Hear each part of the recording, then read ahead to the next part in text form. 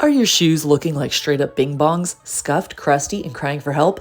I gotcha. I'll show you how to repaint them and make them look way better. Just make sure they're already cleaned and the soles are whitened. Let's go. Here's how to repaint your shoes, but let's go in close to see the areas that we need to fill in with a leather filler.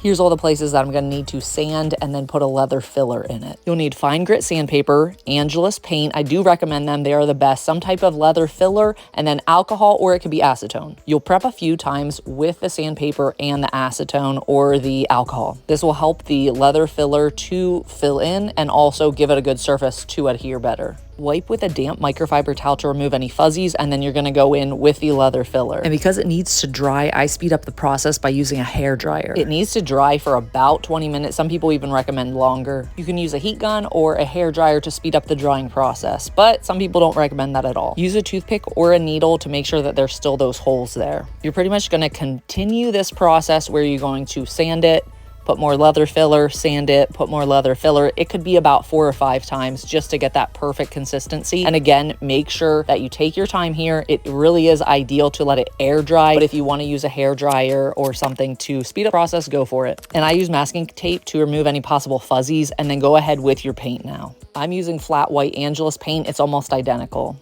And use that toothpick again to poke out all the little dots. Use very light coats. I probably did 3 or 4 light coats here. I didn't show it here, but you do want to apply a finisher after you're done painting. Make sure that the paint is completely dry, then apply the finisher. Here you can see how the shoes looked before. There are scratches, there are stains. It is not beautiful. Does it look beautiful after? And it's kind of debatable. It does look better. It does look whiter, but is it perfect? No. Before you go, I need your help. What would you like to see next? Should I compare top sneaker cleaners and see how they compete with each other, like Jason Mark, Reshuvinator, and the Pink Miracle, or pretty much anything that you guys tell me?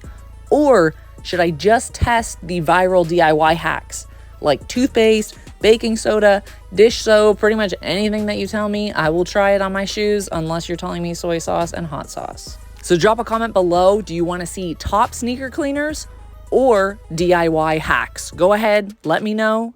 Top sneaker cleaners or DIY hacks, and I will do it. Thank you. Happy creating. Although I guess maybe I should just say happy cleaning.